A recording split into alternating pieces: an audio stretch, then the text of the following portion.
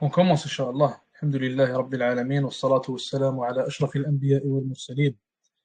Nabiyyina Muhammad wa ala alihi wa sahbihi ajma'in, amma ba'd. Assalamu alaikum wa rahmatullahi wa barakatuh.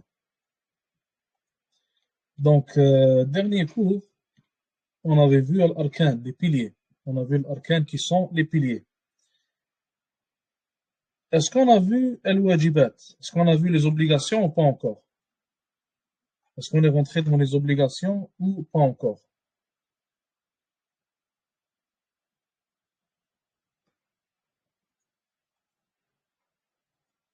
Ou alors on s'est limité au wajibat, ou plutôt au arkan.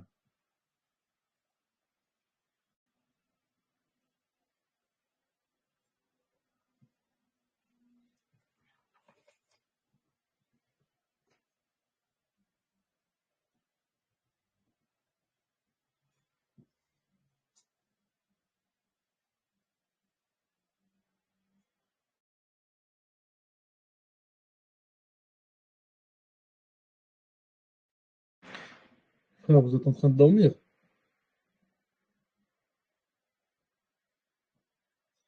On a fait juste l'arkan. Parfait. Quelle est la différence entre l'arkan, les piliers, et al-wajibat? On a cité qu'il y a une grande différence entre les deux, très importante, qui affecte la prière de la personne. Quelle est la différence entre l'arkan, les piliers, et al-wajibat, les obligations?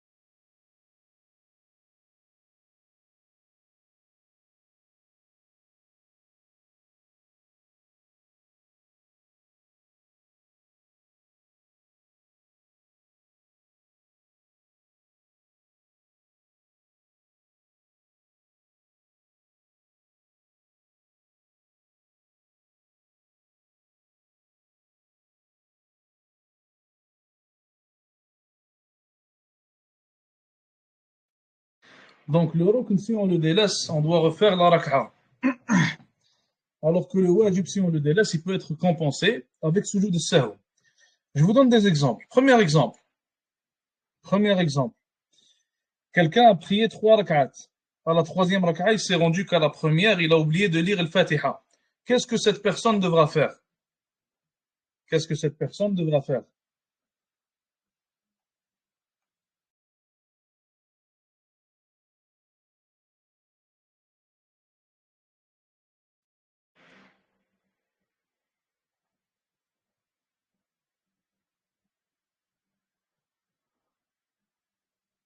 Il devra refaire une rak'a pour compenser la première, exactement.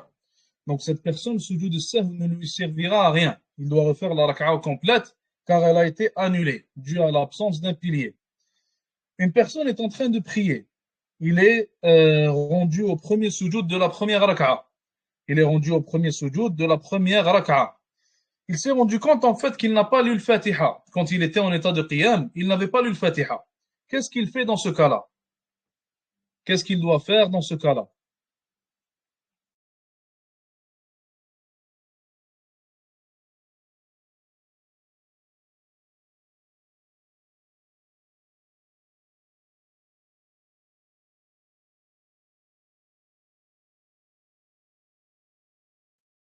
Il se relève pour lire le Fatiha, exactement. Voilà. Quelqu'un a oublié de dire Subhana Rabbi al-Azim durant son recours.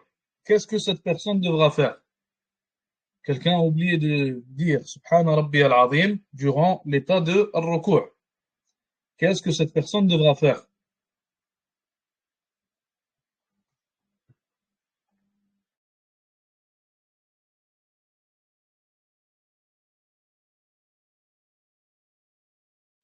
Non, c'est pas un rukn, c'est une obligation. On va le voir aujourd'hui, Inch'Allah Ta'ala, que c'est une obligation. D'ailleurs, c'est la première obligation qui est citée ici. Donc, l'auteur, rahmatullahi alayhi, il dit Al-thalithu al-wajibat.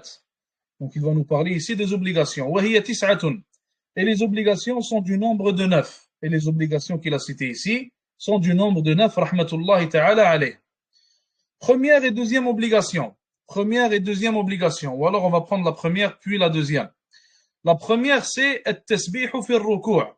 Le tasbih qu'il faut dire en état de ruku'. التسبيح في الركوع. Le tasbih qu'il faut dire, réciter en état de ruku'. Et c'est le fait de dire Subhana Rabbiya al-Azim. C'est le fait de dire Subhana Rabbiya al-Azim. Combien de fois est-ce qu'on doit dire Subhana Rabbiya al-Azim? Aqalluha, les savants ils ont dit Aqalluha wahida. Le minimum que tu peux faire, le minimum de tasbih que tu peux faire, c'est un seul tasbih. Pourquoi c'est un seul tasbih? Quelle est la preuve? Car Allah Azza wa Jal nous a ordonné de faire le tasbih pendant la prière, pendant l'état de ruku' et sujoud. Et quand il y a une obligation, sans qu'il n'y ait de nombre cité, sans qu'il n'y ait un nombre de tasbih qu'Allah Azza wa Jal veut de notre part ou désire de notre part, alors dans ce cas-là, l'obligation devient un seul tasbih seulement. Tant qu'il n'y a pas de nombre cité, alors l'obligation devient du nombre d'une seulement. L'action doit être faite une seule fois. Dans ce cas-là, il n'y a rien qui a été cité, alors le minimum à faire, c'est un tasbih. Le minimum à faire, c'est un tasbih. Maintenant, le minimum de tasbih à faire pour que ça atteigne la complétion. Donc, aqallul kamal en arabe. Le minimum pour atteindre la complétion, c'est le fait de faire 3 tasbih. Le minimum pour atteindre le kamal, la complétion, c'est le fait de faire 3 tasbih et non pas un. Si une personne fait un seul tasbih, alors c'est permis, il n'y a aucun problème. Sa prière, elle sera valide, Inch'Allah Ta'ala. Si une personne fait 3, alors Inch'Allah Ta'ala, c'est mieux que d'en faire un seul. Et si une personne veut aller encore plus loin que ça, et veut faire encore plus que ça, alors c'est permis. Et il n'y a pas de had, il n'y a pas de limite au tasbih à faire durant le ruku' ou alors durant le sujoud. Donc on a dit premier wajib, première obligation, Subhana Rabbi al-Azim, le fait de dire Subhana Rabbi al-Azim en état de ruku'. Donc je répète, aqalluha wahida, c'est le minimum à dire, c'est une seule fois. Le minimum pour atteindre le kamal, la complétion, c'est 3 fois. Et si quelqu'un veut aller plus loin que ça, il n'y a pas de problème, il n'y a pas de limite à cela. Deuxième obligation, deuxième wajib, deuxième obligation. التسبيح في السجود. Le tasbih à dire en état de sujoud, à réciter en état de sujoud. Qui est le fait de dire Subhana Rabbiya al-A'la. Qui est le fait de dire Subhana Rabbiya al-A'la. D'ailleurs, petite anecdote sur ce sujet, excusez-moi. L'un des Ash'a'ira, comme vous le savez, les Ash'ari rejettent le fait qu'Allah Azza wa Jal est au-dessus de son trône. L'un des Ash'a'ira a tellement été fanatique de sa déviance que lorsqu'il était en état de sujoud, il disait Subhana Rabbi al-Asfal, wal billah. Il disait gloire à Allah, wal billah, le très bas, wal billah, ou quelque chose de similaire, au lieu de dire le très haut. Car le fait de dire le très haut reviendrait à admettre qu'Allah Azza wa Jal est au-dessus de nous et qu'il a un endroit, chose que les Ash'ari rejettent et n'admettent pas. Donc, pour appuyer sa déviance et pour être constant sur sa déviance, il disait, wal billah, en état de sujoud, Subhana Rabbi al-Asfal. Donc ça, c'est une anecdote reliée à la Aqidah. Donc on revient au sujet Subhana Rabbi al-A'la. Ça, c'est ce qu'on dit en état de sujoud. Quel est le minimum à dire? C'est comme pour le ruku', la même chose, une seule fois. Quel est le minimum? C'est exactement comme pour le ruku', c'est une seule fois. Le minimum pour atteindre la complétion, encore une fois, comme pour le ruku', 3 fois. Et si quelqu'un veut rajouter, encore une fois, c'est exactement la même chose que pour le ruku', la personne a le droit de rajouter, l'individu a le droit de rajouter, sans qu'il n'y ait de hudud, sans qu'il n'y ait de limite. Troisième obligation.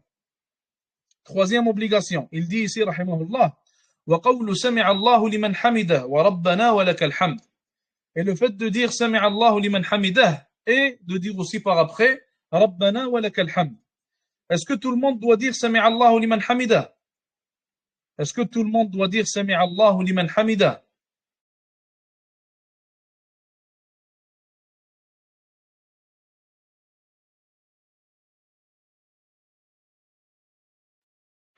C'est que le imam, vous êtes sûr?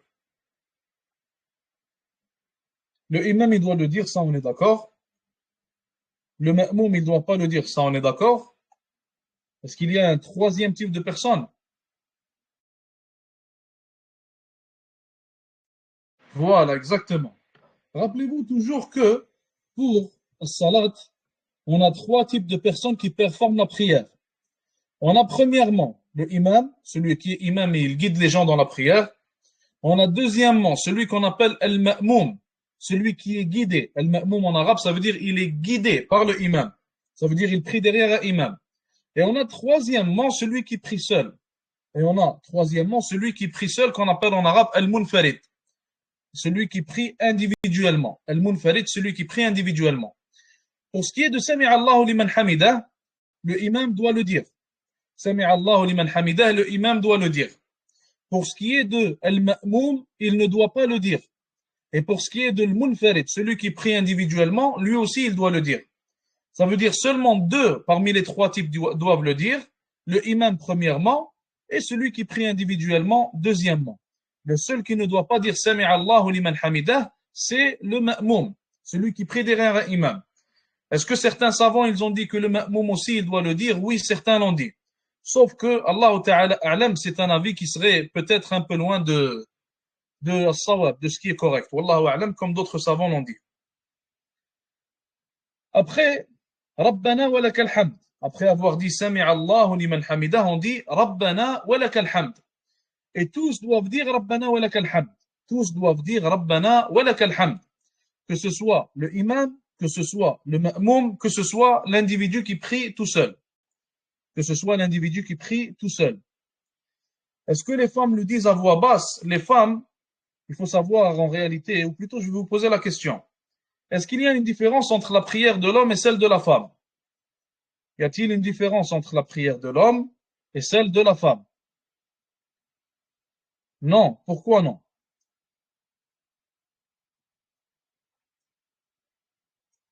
Quand on parle de la prière, on ne parle pas du vêtement et tout ça. On parle vraiment de la prière et la manière dont elle doit être faite. Est-ce que la femme devrait réciter à voix haute durant le Maghrib, durant l'Isha, durant le Fajr? Est-ce qu'elle devrait réciter à voix haute?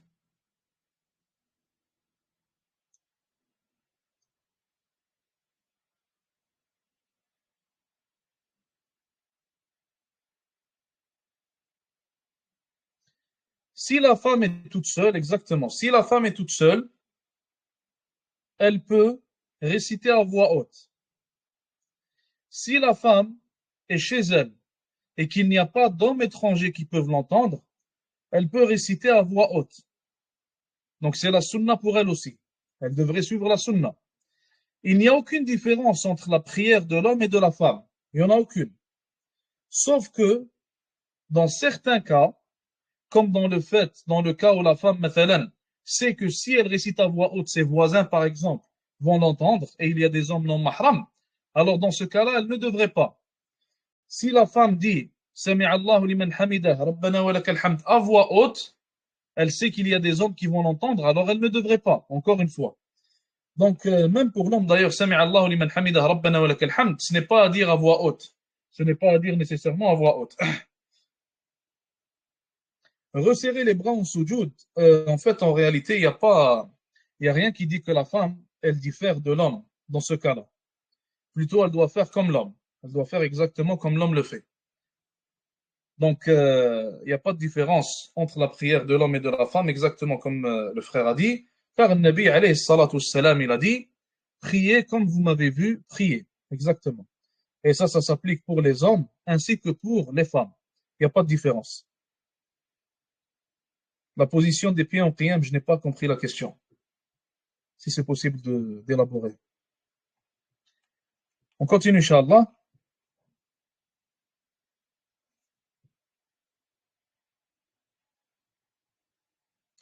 Est-ce qu'il est permis pour la femme de prier en public? Si la femme doit prier en public, c'est permis, oui.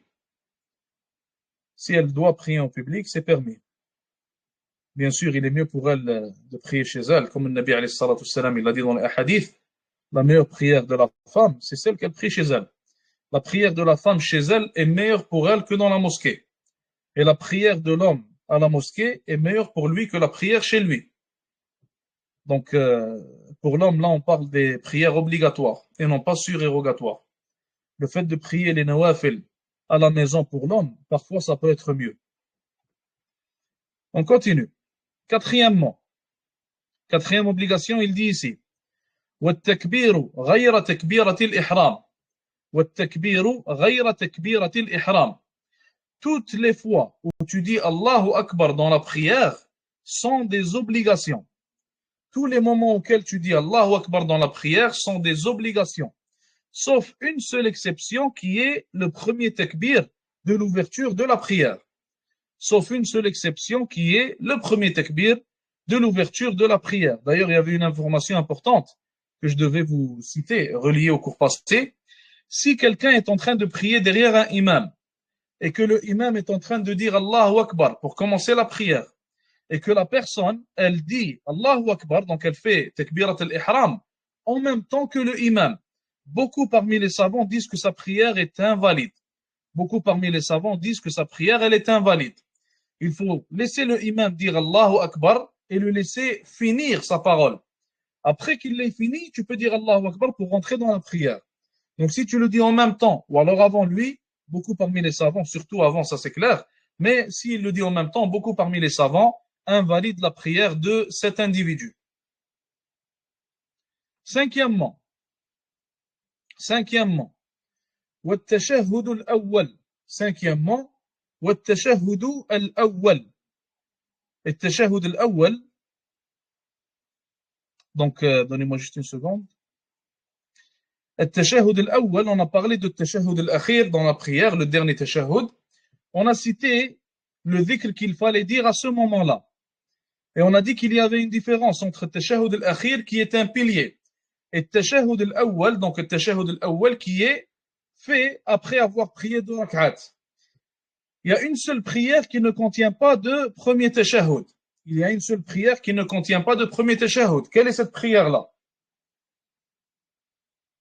Elle contient seulement un dernier tashahhud, la prière de l'Fajr, exactement. Donc la prière de l'Fajr, elle contient seulement le dernier tashahhud. Donc il est un pilier dans ce cas-là. Les autres prières contiennent 2 tashahhud. On a le premier qui est une obligation. Et on a le deuxième qui est un pilier.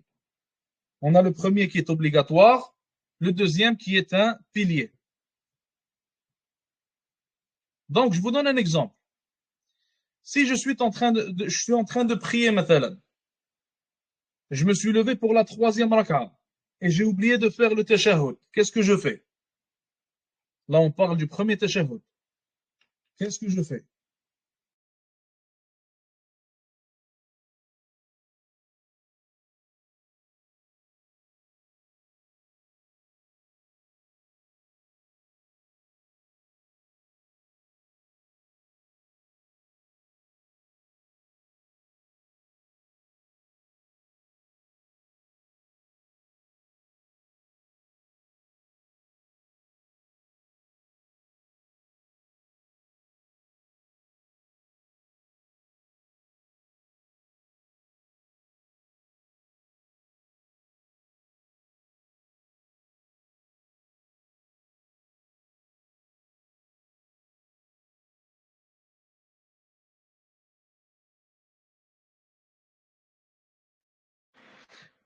Si tu n'as pas commencé à réciter, ou alors si tu as commencé à réciter, beaucoup parmi les savants citent que si tu t'es levé et que tu es déjà en position de qiyam, alors tu ne peux plus te rasseoir pour faire le premier tashahhud, car tu es passé à une autre position et tu as commencé une autre raka'a. Donc si tu vas t'asseoir, ta prière, elle s'invalide. Donc, dans ce cas-là, ils disent que si la personne se rappelle qu'elle n'a pas fait le premier tashahhud et que cette personne-là, il était en train de se lever, mais il ne s'est pas mis complètement debout, alors dans son cas, il peut revenir et se rasseoir et finir son premier tashahhud. Dans le cas où la personne, elle s'est déjà mise debout, alors elle doit continuer la prière. Et à la fin de la prière, elle peut faire sujoud as-sahw pour compenser de ce qu'elle a raté. D'ailleurs, sujoud as-sahw, on va le voir plus en détail, Inch'Allah Ta'ala, au fur et à mesure qu'on avance dans le livre. Donc, le tashahhud al-awwal, c'était la 5e obligation. 6e obligation, il dit ici, rahimahullah, wal julusu lahu, et le fait de s'asseoir pour ce tashahhud. et le fait de le faire en étant assis, le fait de s'asseoir pour celui-ci. Septièmement, والصلاة على النبي صلى الله عليه وسلم. Septièmement, والصلاة على النبي صلى الله عليه وسلم. Quelle est la prière qu'on doit envoyer sur le prophète alayhi salatu wassalam durant notre salat? Quelle est la prière qu'on doit envoyer sur le Nabi alayhi salatu wassalam durant notre prière? On l'appelle salat al-Ibrahimiyya. On l'appelle salat al-Ibrahimiyya, qui est le fait de dire Allahumma salli ala Muhammadin wa ala ali Muhammad kama sallaita ala Ibrahim wa ala ali Ibrahim innaka hamidun majid. Allahumma barik ala Muhammad wa ala ali Muhammad kama barakta ala Ibrahim wa ala ali Ibrahim innaka hamidun majid. Si je dis Allahumma salli ala Sayyidina Muhammad wa ala ali Sayyidina Muhammad, est-ce que ma prière sur le Nabi alayhi salatu wassalam, elle est valide ou non?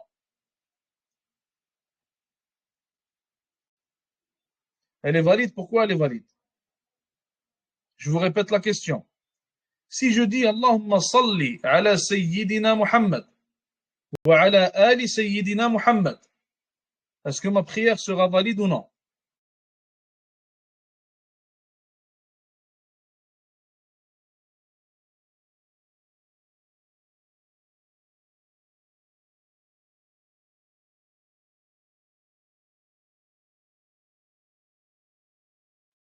Sayyiduna, qu'est-ce que ça veut dire? Sayyiduna, ça veut dire notre maître, Muhammad sallallahu alayhi wa sallam.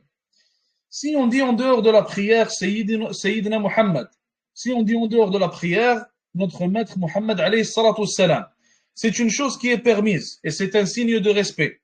Et il n'y a aucun mal avec ça. Si on le dit durant la prière, pendant Salat Ibrahimiyya, alors notre prière envoyée sur le prophète sallallahu alayhi wa sallam est invalide et elle est annulée.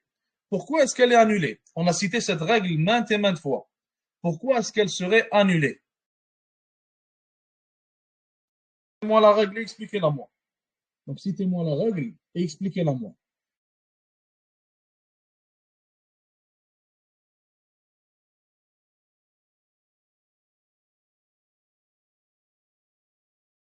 Non, c'est pas ça. C'est pas car ça revient à parler durant Salat. Il y a une règle importante reliée aux adorations. Quelle est cette règle-là?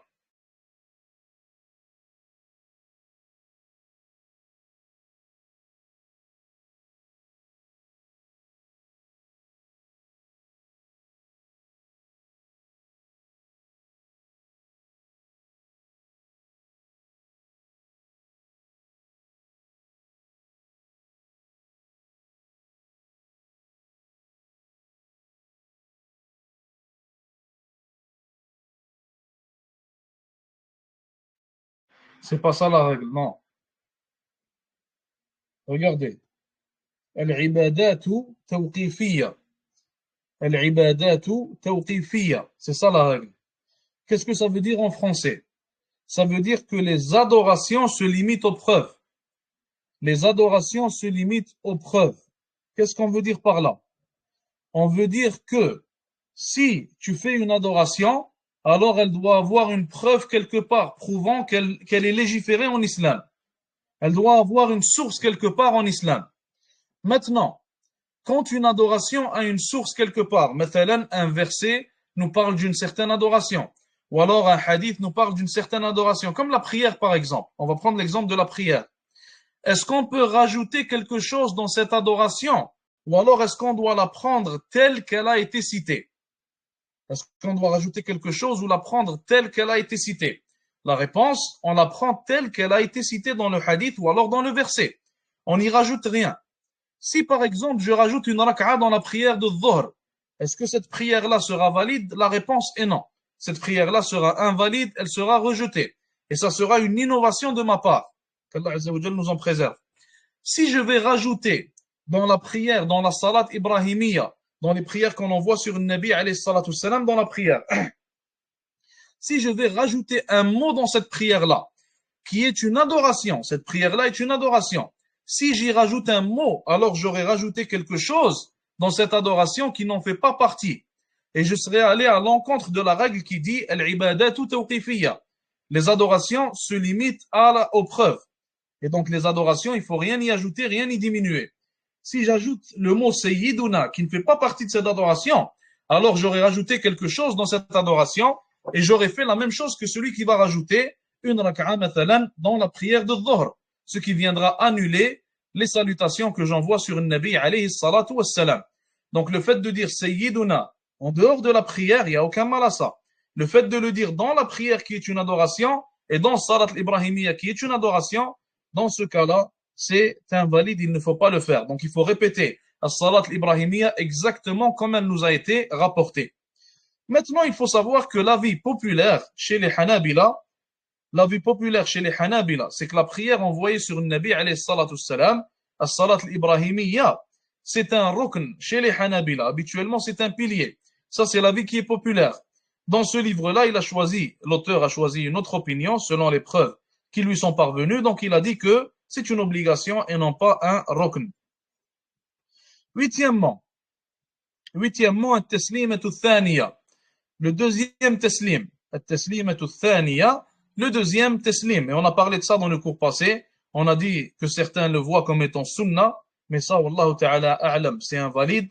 Certains le voient comme étant une obligation, comme l'auteur. Certains le voient comme étant un pilier. Et Allah ta'ala a'lam, l'avis le plus proche, c'est qu'il serait un pilier, selon ce que les savants ont cité. Donc le premier taslim ainsi que le deuxième sont des piliers de la prière. Donc on a fini pour l'wajibat. Maintenant il passe à al-mustahabbat, les actions recommandées durant la salat. Est-ce qu'il y a des questions ou alors est-ce que tout le monde comprend? Y a-t-il des questions ou alors est-ce que tout le monde a compris? Est-ce qu'on passe?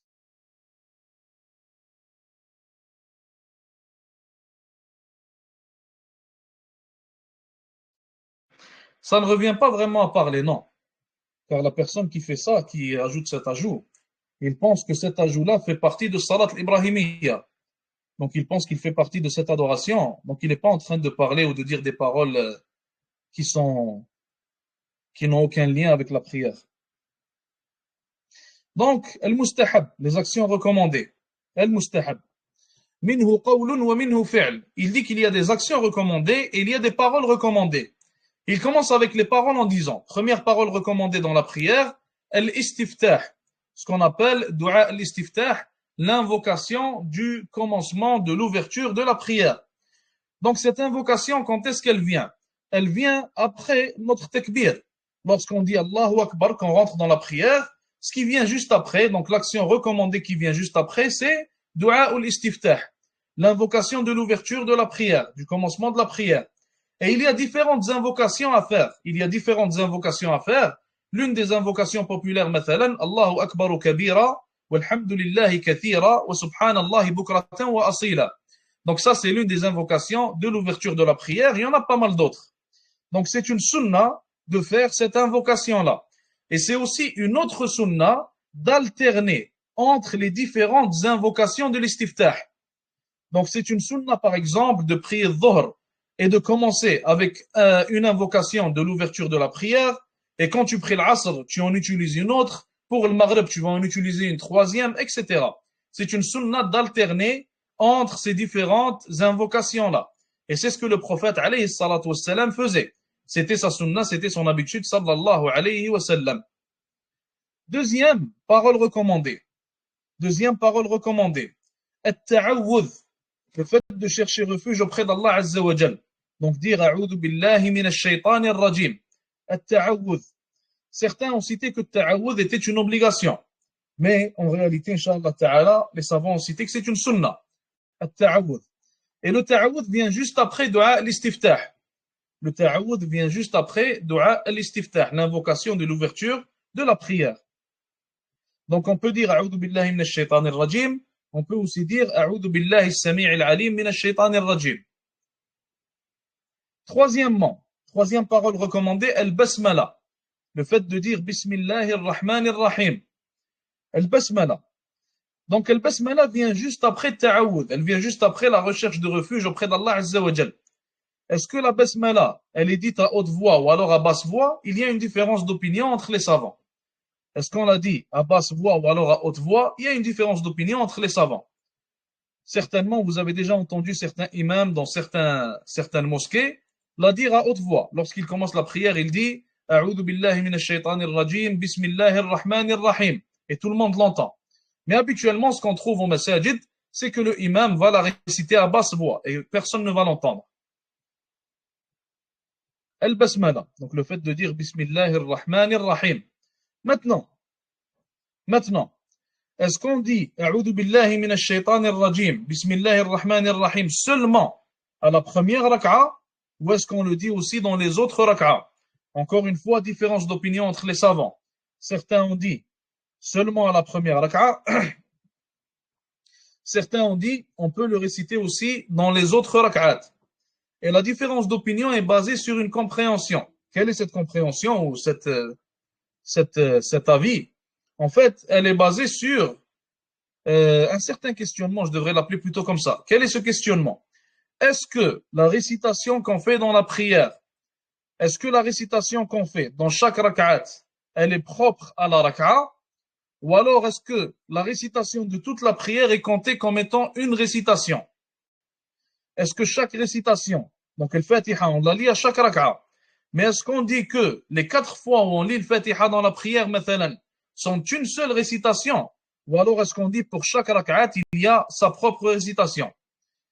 Si on dit que chaque rak'a a sa propre récitation, ou les savants qui ont dit ça plutôt, ils ont aussi dit que chaque rak'a doit avoir son propre ta'awud et basmala. Donc à chaque rak'a, on dit A'udhu billahi minash shaitanir rajim, bismillahir rahmanir rahim. Pour ceux qui ont dit que toute la récitation de la prière, elle est à voir comme étant une seule récitation, alors ils ont dit le fait de dire A'udhu billahi minash shaitanir rajim, bismillahir rahmanir rahim au début de la prière est suffisant. Pas besoin de le répéter. Ils ont dit le premier qu'on dit est suffisant et pas besoin de répéter à chaque rak'a. Quatrièmement, il dit ici وَمَا زَادَ عَنِ الْمَرَّةِ فِي التَّسْبِيحِ, le fait de faire tasbih plus d'une fois. Donc, à chaque fois que tu dépasses le premier tasbih, c'est en réalité une action recommandée que tu es en train de faire. On a dit que l'obligation, le minimum, c'est un seul tasbih. Et si tu dépasses, alors tu rentres dans la recommandation. Cinquièmement, وَسُؤَالِ الْمَغْفِرَةِ. Cinquièmement, وَسُؤَالِ الْمَغْفِرَةِ.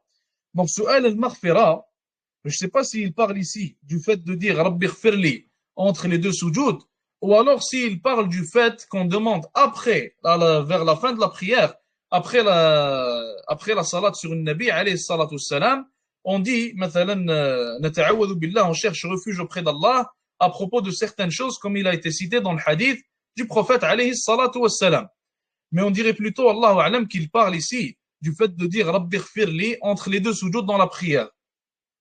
On dirait plutôt qu'il parle du fait de dire Rabbi ghfirli entre les deux sujoud dans la prière. Donc quand on se relève du premier sujoud, on s'assoit et on dit Rabbi ghfirli, Rabbi ghfirli, Rabbi ghfirli. Donc ça aussi, le minimum à dire, c'est une seule fois. Et si on rajoute encore plus que cela, il n'y a aucun mal. Il a dit et les choses qui ressemblent à cela.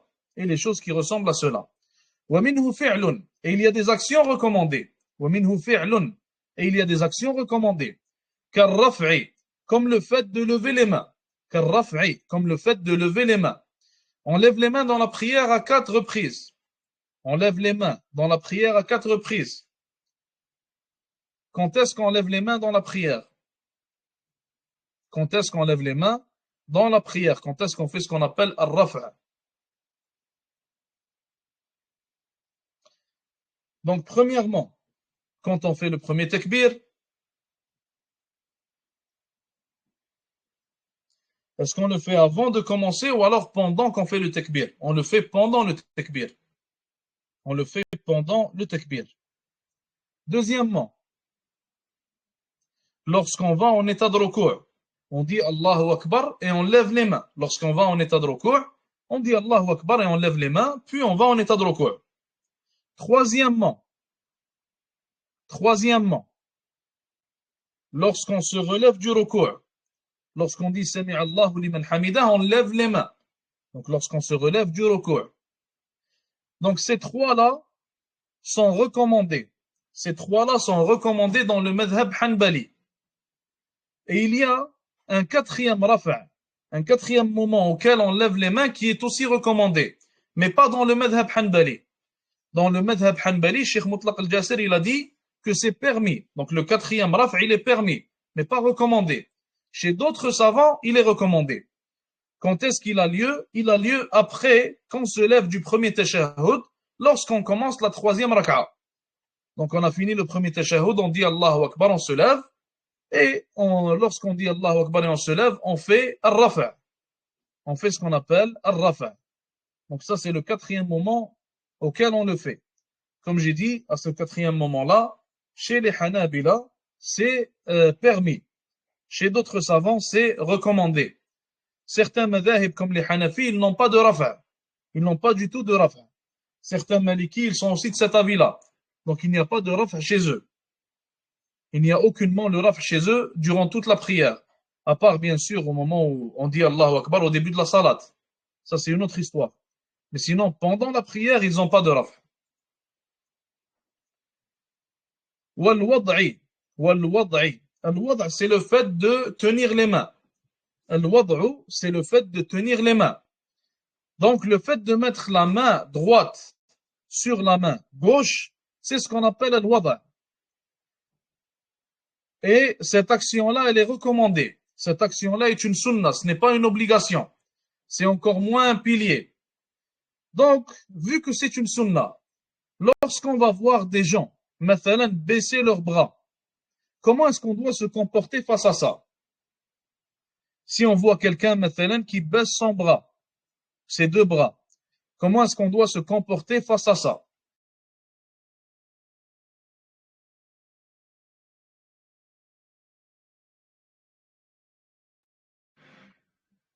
Premièrement, on ne le traite pas d'innovateur.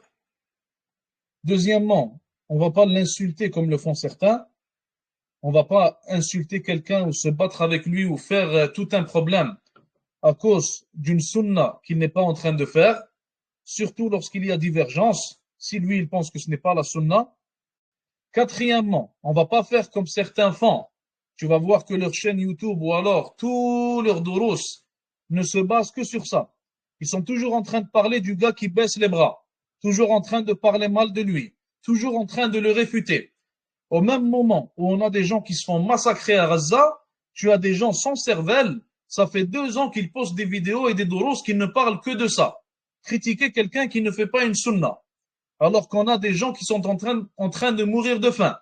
On a des gens qui sont dans un embargo depuis je ne sais pas combien de temps. On a des gens, subhanallah, qui sont en train de se faire exterminer. Et toi, tu nous parles d'une sunna que toi, tu veux obliger les autres à faire. Ça, c'est vraiment un manque de compréhension du din, wallahi. Un manque de compréhension de la religion. Donc, si on a des problèmes de aqidah, si on a des problèmes de sang, ne va pas nous parler des aspects qui sont secondaires. On va laisser ça pour après, Inch'Allah Ta'ala. Si jamais les choses se règlent et que tout va bien chez les musulmans, on pourra passer aux aspects secondaires. Et même si on passe aux aspects secondaires, on peut les discuter de manière respectable et de manière scientifique, et non pas de manière à s'insulter et se critiquer. Mathalan, chez certains Maliki, ils disent que la sunna, c'est de garder les bras baissés. Certains autres Maliki ont disputé ça, et certains autres savants ont disputé ça, avec respect et avec de bonnes manières, de manière scientifique. Ils l'ont disputé en disant que l'imam Malik, premièrement, lui-même, dans son livre Al-Muwatta, rahimahullah, il a ramené un hadith où il est dit que les mains doivent être mises sur le torse, sur la poitrine. Donc, si l'imam Malik rapporte ce hadith-là dans son livre Al-Muwatta, sa compilation de hadith, alors ça veut dire qu'il va prendre cet avis. Sinon, comment est-ce qu'il ramènerait un hadith et il l'ignorerait? Il ne l'appliquerait pas. C'est impossible. Ils disent aussi que l'imam Ahmed, vers la fin de sa vie, il baissait ses mains, il ne les tenait pas, ou plutôt l'imam Malik, excusez-moi, dû au fait qu'il s'est fait torturer par le gouverneur dans son temps. Il s'est fait frapper, il s'est fait torturer. Dans ce cas-là, ils disent que à cause de cela, il n'arrivait plus à tenir ses mains. Donc c'est une dispute scientifique, religieuse, avec tout le respect que l'un doit à l'autre, et non pas une dispute d'enfants de TikTok ou alors d'Instagram qui passent leur vie à parler de choses qui ne vont au final rien changer et qui ne vont au final annuler la prière de personne, mais plutôt ils passent leur vie à parler de ça car ça les amuse, ils trouvent ça amusant de débattre, de parler mal de tout le monde, de dire c'est moi qui comprends et personne d'autre ne comprend rien, alors que on est dans un moment où les efforts devraient être fournis à faire autre chose. Encore une fois, comme on l'a dit, il y a des gens qui meurent de faim, il y a des gens qui meurent massacrés en ce moment, il y a un génocide qui est en train de se passer dans une zone islamique, il y a d'autres pays musulmans où énormément de musulmans sont en prison injustement, des savants sont emprisonnés injustement, et toi, tu vas nous parler d'un aspect secondaire qui fait partie d'un aspect secondaire, et qui n'annule la prière de personne. Si quelqu'un, vous le voyez faire ça, subhanallah, et vous le voyez accorder son importance à ça, alors un conseil, wallah, un conseil, fi sabilillah, n'étudiez jamais chez une telle personne, car cette personne ne comprend rien.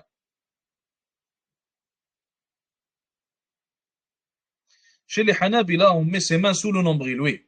Donc chez les Hanabila, les mains sont à mettre sous le nombril. Chez les Hanafi, c'est la même chose. Le Cheikh Tarifi, il a expliqué qu'en réalité, les hadiths qui citent qu'il faut mettre les mains à un endroit spécifique sont tous faibles. Cheikh Tarifi, il a expliqué que les hadiths qui parlent du fait, ou qui citent plutôt qu'on doit mettre les mains à un endroit spécifique du corps, sont en réalité tous faibles. Alors il a dit qu'il est permis de les mettre entre le ventre et entre la poitrine. Et il n'y a aucun problème avec ça. Ça veut dire que la personne les mette, mathalan, sur sa poitrine, que la personne les mette au milieu du ventre, que la personne les mette sous le nombril. Il n'y a aucun problème avec ça, Inch'Allah Ta'ala. Et elle aura atteint la sunna. Donc il a dit toutes choses ressemblant à cela. Et il a fini pour ce qui est de mustahabbat, des actions recommandées. Al-Khamis, cinquièmement, Al-Mubah, les actions qui sont permises. Cinquièmement, les actions qui sont permises. Il dit kullu fi'lin sumiha fihi fiha. Il a dit c'est toute action qui est pardonnée, qui est autorisée durant la prière. Et on peut définir en réalité les actions permises durant la prière comme étant les actions qui servent à quelque chose que la personne doit faire et qui ne sont en réalité ni mathalan le Nabi alayhi salatu salam n'a pas ordonné de les faire et il n'a pas non plus interdit de les faire. Donc il n'y a aucune interdiction, aucun ordre à propos de ces actions-là et la personne a besoin de faire cette action durant la prière. Mathalan, il va donner des exemples. Les deux premiers exemples, en réalité, il dit mithlu addil ay wa tasbih. Il donne deux premiers exemples. Il dit premièrement, comme le fait de calculer le nombre de versets qui sont récités. Deuxièmement, il dit comme le fait de faire tasbih durant la prière pour calculer mathalan la longueur de la prière. Sauf qu'en réalité, il faut savoir que, comme Cheikh Abdul Muhsin Zamil il a cité, ceci ne fait pas partie de l'habitude de Sahaba radiyallahu anhum. Ceci ne fait pas partie de l'habitude de Sahaba radiyallahu ta'ala anhum. Les Sahaba ne faisaient pas cela. Alors nous aussi, on doit délaisser ça. Alors nous aussi, on devrait délaisser ça. Maintenant, certains ont tiré ça du fait que certains compagnons radiyallahu anhum, ils ont dit que le Nabi alayhi salatu salam, mathalan, durant le Maghrib, il récitait 50 versets, la longueur de 50 versets, de 60 versets, etc. Donc un exemple seulement que je vous donne. Ils ont tiré de ça que Sahaba radiyallahu anhum, ils calculaient les versets durant la prière. Sauf qu'en réalité, il n'y a rien qui cite que Sahaba, ils calculaient les versets durant la prière. Ils auraient pu les calculer en étant à l'extérieur de la prière, matalan. Rien ne nous cite qu'ils les ont calculés durant la prière. Ou alors même, ils auraient pu les calculer après la salat, après la prière. Donc, il n'y a aucune preuve, nous citons que Sahaba faisait partie de leur voie de calculer, matalan, ou de faire tasbih pendant la salat. Les autres exemples qu'il cite ici, il dit وَقَتْلِ الْحَيَّةِ وَالْعَقْرَبِ وَالْقَمْلَ. Il dit, et maintenant, le fait de tuer un serpent, ou alors le fait de tuer un scorpion, ou alors le fait de tuer toute chose qui peut faire du mal à l'individu pendant sa prière, ou alors aux autres individus. Et Cheikh Abdul Muhsin al-Zamil, il a cité que le prophète, sallallahu alayhi wa sallam, il a ordonné de tuer les serpents. Lorsqu'une personne est dans la prière, il a ordonné de tuer les serpents. Donc, si le Nabi alayhi salatu salam, il a ordonné ça, alors le minimum que ça peut être, c'est que ce soit recommandé. Le minimum que ça peut être, c'est que ce soit recommandé. Et des fois, ça peut même aller jusqu'à l'obligation. Pourquoi ça peut aller jusqu'à l'obligation? Car le fait de préserver sa personne de tout mal est une obligation. C'est l'une des obligations que le musulman a. Si tu as un serpent devant toi et qu'il peut te faire du mal, et que tu es dans la prière, alors tu dois repousser ce serpent-là, tu dois le tuer, tu dois faire quelque chose pour te préserver et pour préserver les autres musulmans qu'il y a autour de toi. Donc ça va tourner autour de la recommandation et autour de euh, autour de l'obligation. Pour ce qui est de l'araignée, est-ce qu'elle a protégé le Nabi alayhi salatu salam? En fait, il faut savoir que ce qui a été rapporté à propos de ça est faible. Ce qui a été rapporté sur le fait que l'araignée a protégé le Nabi sallallahu alayhi wa sallam, c'est faible. Donc, toute chose qui va faire du mal à la personne, toute chose qui peut faire du mal à la personne ou alors aux autres individus, alors la personne doit s'en débarrasser même si elle est dans la prière. Maintenant, maintenant, certains savants, ils ont dit que si la personne ne peut repousser ce mal qu'en sortant de la prière, alors il devrait sortir de la prière. Cheikh Abdel Mohsen Zamel, il a dit en réalité, s'il y a des savants qui ont dit que la personne, même si elle bouge beaucoup dans la prière, pour devoir tuer cette chose qui va lui causer du mal, alors sa prière n'est pas annulée. S'il y a des savants qui ont dit ça, alors ce serait l'avis le plus correct, Inch'Allah Ta'ala. Donc il a fini pour ce qui est de Al-Mubahat. On va s'arrêter là, Inch'Allah Ta'ala, pour aujourd'hui. Est-ce qu'il y a des questions? Y a-t-il des questions, des commentaires?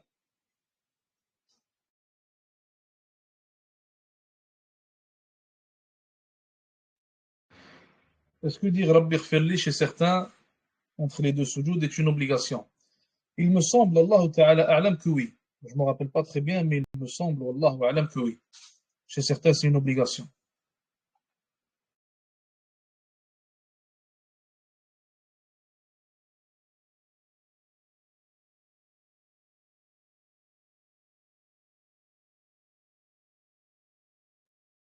On va envoyer le livre, Inch'Allah, oui.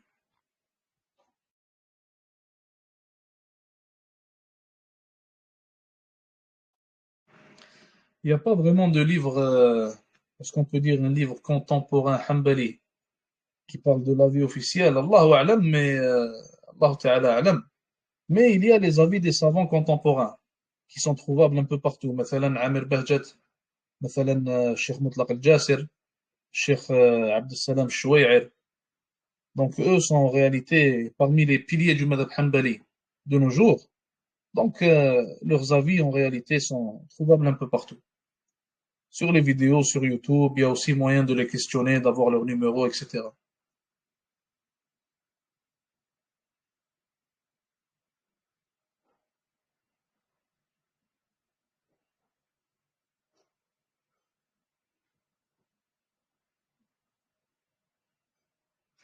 Si la femme doit prier dehors, alors elle doit prier dehors.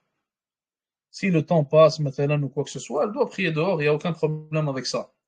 Mais comme on a dit, la meilleure chose à faire, c'est que elle ne prie pas dehors, bien sûr, et qu'elle s'arrange pour prier à la maison. Donc à la maison, bien sûr, c'est le meilleur endroit. Mais le fait de dire que la femme, elle ne peut pas prier dehors, c'est haram ou quoi que ce soit, ça, il y a rien qui dit ça en réalité. Si une femme, elle est dehors, مثلا, elle est dans l'obligation de prier dehors, alors en réalité, Inch'Allah Ta'ala, elle peut prier dehors. Par exemple, مثلا, Sahaba radiallahu anhum, ils ont fait la hijra de Mecca jusqu'à Medina. Lorsqu'ils ont fait la hijra, certaines femmes l'ont fait aussi. Donc ces femmes-là, est-ce qu'on leur dit que, مثلا, ou même après la hijra, pendant les conquêtes, car avant la hijra, la prière, elle n'était pas la même qu'après la hijra. Donc après la hijra, durant les conquêtes, durant les voyages, etc., est-ce qu'on disait aux femmes, مثلا, qu'il n'est pas permis de prier dehors? Comment est-ce qu'elle va faire alors? Où est-ce qu'elle va prier? Elle est obligée de prier. Elle est dans un voyage, elle est à l'extérieur. Donc dans ce cas-là, il y a certains moments où la femme, elle doit prier dehors, bien sûr. Maintenant, ça ne veut pas dire que la femme doit prendre ça pour habitude. D'ailleurs, il ne faut même pas que la femme elle soit toujours dehors. Ça, c'est contraire à la nature de la femme et contraire au verset qu'Allah Azza wa Jalla a révélé, comme par exemple, وَقَرْنَ فِي بُيُوتِكُنْ, et restez dans vos demeures. Et c'est contraire à la voix de Salaf, à la voix de Sahabiyat radiyallahu anhun, Aisha radiyallahu anha, ne sortez jamais de chez elle quasiment. Sauf s'il y avait quelque chose ou un besoin ou quoi que ce soit. Même à chaque fois qu'on nous rapporte qu'elle était questionnée à propos de questions très importantes, on trouvait toujours que les gens devaient aller jusqu'à chez elle, la questionner, et ils la questionnaient à travers un voile, elle était invisible pour tout le monde, etc. Donc, il faut faire attention à ça et il ne faut pas avoir l'habitude de toujours être dehors. Donc, on s'arrête là pour aujourd'hui. Jazakumullah khair. صلى الله وسلم وبارك على نبينا محمد. والسلام عليكم ورحمة الله وبركاته.